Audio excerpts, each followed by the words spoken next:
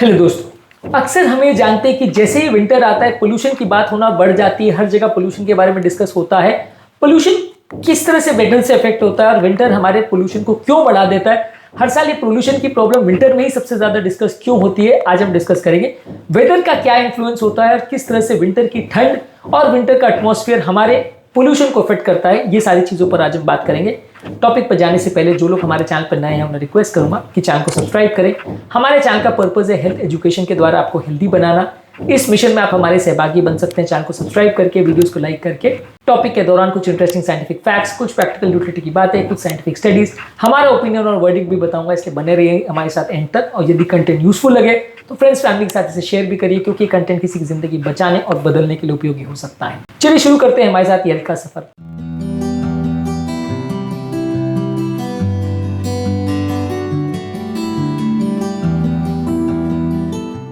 आपने क्या कभी नोटिस किया है कि हर साल ठंड में पोल्यूशन का सबसे बड़ा डिस्कशन होता है, और किस तरह से आपको लगता है विंटर इन्फ्लुएंस करता है हमारे पोल्यूशन को? कमेंट सेक्शन में लिख के हमें बताएं। बेसिकली सबसे इंपॉर्टेंट इसका जो तरीका है वो ये है कि विंटर में एटमॉस्फेयर कंपैरेटिवली ठंडा रहता है, जिसकी वजह से जो एयर है ग्राउंड लेवल की वो ऊपर राइज नहीं कर पाती। हमेशा ये माना जाता है कि गर्म हवा ऊपर राइज करती है, और अगर एयर बहुत ज्यादा ठंडी हो जाती है तो ग्राउंड लेवल की जो एयर है वो ऊपर राइज नहीं करती, जिसकी वजह से एयर का डिस्पर्शन कम हो जाता है, लोकल पोल्यूटेंट्स का कॉन्सेंट्रेशन बढ़ जाता है। चाहे वो इंडस्ट्री का धुआं हो या फैक्ट्री का धुआं हो या गाड़ियों का धुआं हो या घर का धुआं हो, वो बाहर नहीं निकल पाता है, एटमॉस्फेयर में ऊपर राइज नहीं कर पाता है, जिसकी वजह से हमारा ओवरऑल जो है विंटर में लोकल कॉन्सेंट्रेशन पार्टिकुलेट मैटर का ज्यादा बढ़ जाता है। विंटर में टेम्परेचर इन्वर्जन होता है, यानी कि ग्राउंड लेवल के ऊपर एक वार्म एयर बैठ जाती है, जिसकी वजह से ये पार्टिकुलेट मैटर एक जगह पे ट्रैप हो जाता है, सारे स्मोक्स और एमिशन ट्रैप हो जाते हैं, जिसकी वजह से पोल्यूशन ज्यादा दिखता है। इसके अलावा विंटर में हवाएं भी कंपैरेटिवली कम चलती है, विंड्स कंपैरेटिवली वीक होती है, इसकी वजह से जो पोल्यूटेंट्स का डाइल्यूशन होना चाहिए वो कम हो पाता है, इसकी वजह से एयर स्टैग्नेशन ज्यादा होती है और इसकी वजह से ज्यादा पोल्यूशन दिखाई देता है। विंटरों में घर में कोल ज्यादा जलाया जाता है, लकड़ियां ज्यादा जलाई जाती है आग तापने के लिए, फर्नेस और बायोमास ज्यादा जलाया जाता है, कभी कभार खुद को आग तापने के लिए भी लोग चीजें जलाते हैं, जिसकी वजह से वातावरण में सल्फर डाइऑक्साइड, नाइट्रोजन डाइऑक्साइड और पार्टिकुलेट मैटर ज्यादा निकलता है। इसकी वजह से भी विंटर में अक्सर इंडियन जैसे एरिया में जहां आग तापने का फैशन बहुत ज्यादा है, इसकी वजह से पोल्यूशन अक्सर ज्यादा बढ़ता है।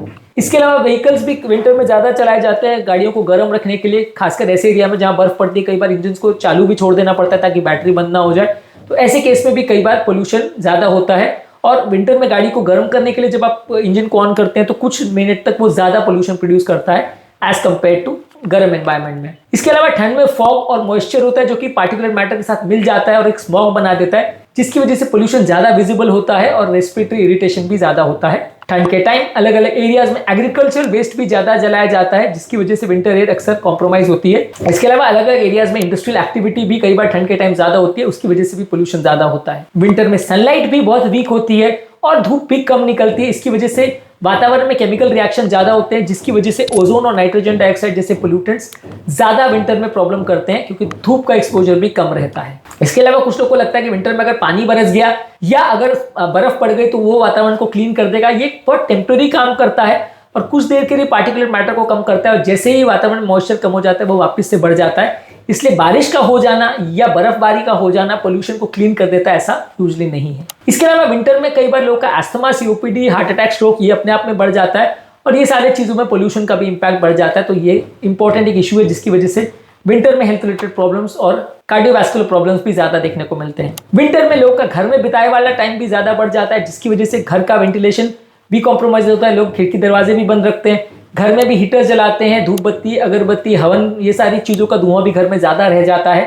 घर में कुकिंग फ्यूल्स में भी जो पार्टिकुलेट मैटर निकलता है वो भी घर की खिड़की दरवाजे बंद होने की वजह से घर पर ज्यादा ट्रैप हो जाते हैं, इससे भी पोल्यूशन ज्यादा होता है। इसके अलावा कुछ एरियाज या कुछ बेसिन जैसे दिल्ली है, काठमांडू है, जो कि लो एरियाज में है, वहां पे कंपेरेटिवली ज्यादा विंटर पोल्यूशन दिखता है, क्योंकि उनकी ज्योग्राफी ऐसी है कि वहां पे एयर मास जो है वो ट्रैप हो जाता है, एयर ट्रैप हो जाता है। इसकी वजह से थोड़ा सा वहां पे और ज्यादा पोल्यूशन देखने को मिलता है, क्योंकि उनकी ज्योग्राफी ऐसी कि एयर वहां पे ट्रैपिंग ज्यादा होती है। विंटर में ठंडी हवा हमारे रेस्पिरेटरी पैसेजेस को ज्यादा इरिटेट करती है, ये पार्टिकल्स हमारे रेस्पिरेटरी म्यूकोसा से ज्यादा चिपकते हैं, ज्यादा इरिटेशन करते हैं, ज्यादा सूजन करते हैं, ज्यादा प्रॉब्लम ज्यादा होती है। ओवरऑल 2015 में एक आर्टिकल में दिखाया गया था कि कोल्ड एयर हमारे इन्फ्लेमेशन को ज्यादा बढ़ाती है और पोल्यूशन के प्रति हमारे लंग्स डिसऑर्डर्स को कोल्ड एयर ज्यादा बढ़ाती है। ठंड के टाइम पोल्यूटेंट ज्यादा देर तक रहते हैं, जिसकी वजह से क्रॉनिक डिजीजेज जैसे एस्थमा, बीपी या डायबिटीज जैसी प्रॉब्लम भी ज्यादा देखने को मिलती है। विंटर में जो एयर का स्टैग्नेशन होता है उसकी वजह से हेल्थ रिस्क कंपैरेटिवली ज्यादा देखने को मिलते हैं। ये पोल्यूशन से बचने के लिए आप कोशिश ये कर सकते हैं कि घर पर बहुत ज्यादा टाइम स्पेंड करें, घर का वेंटिलेशन को प्रॉपरली इंप्रूव करें, घर पर एयर प्यूरिफायर्स का प्रयोग कर सकते हैं। इसके अलावा बाहर एक्सरसाइज जो आप रश आवर ट्रैफिक में मत करिए, बाहर बहुत ज़्यादा जब ट्रैफिक पीरियड है या जब बहुत ज़्यादा स्मॉग है उस टाइम में बाहर मत निकलिए, एक्सरसाइज उस समय मत करिए। घर पर मास्क पहनने का प्रयोग करिए, बाहर भी जब आए तो 95 क्वालिटी का मास्क पहनना चाहिए। इसके अलावा घर पर बहुत ज़्यादा चूल्हे, फ्यूम्स या धूप बत्ती, अगरबत्ती या मस्कीटो कॉइल्स, ये सारी चीज़ों को बहुत ज़्यादा मत जलाइए जिससे घर पर पोल्यूशन होता है। और ओवरऑल एक हेल्दी एजुकेशन का एनवायरनमेंट क्रिएट करिए, सबको एजुकेट करिए ताकि सब इस तरह के नॉर्म्स को फॉलो करें और ओवरऑल एयर क्वालिटी इंप्रूव हो। ओवरऑल इस मामले में हमारा वर्डिक्ट ये है कि एयर क्वालिटी विंटर में काफ़ी ज़्यादा कॉम्प्रोमाइज हो जाती है। हेल्थ रिलेटेड हजार्ड्स जो पोल्यूशन से होते हैं वो भी ज़्यादा देखने को मिलते हैं।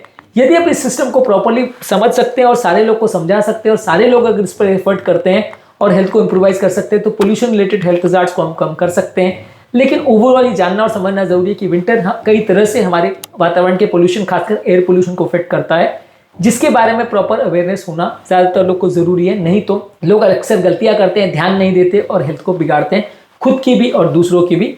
उम्मीद करूंगा कि आज के टॉपिक में कुछ नई बातें जानने को मिली होगी। जो लोग हमारे चैनल पर नए हैं उन्हें रिक्वेस्ट करूंगा कि चैनल को सब्सक्राइब करें।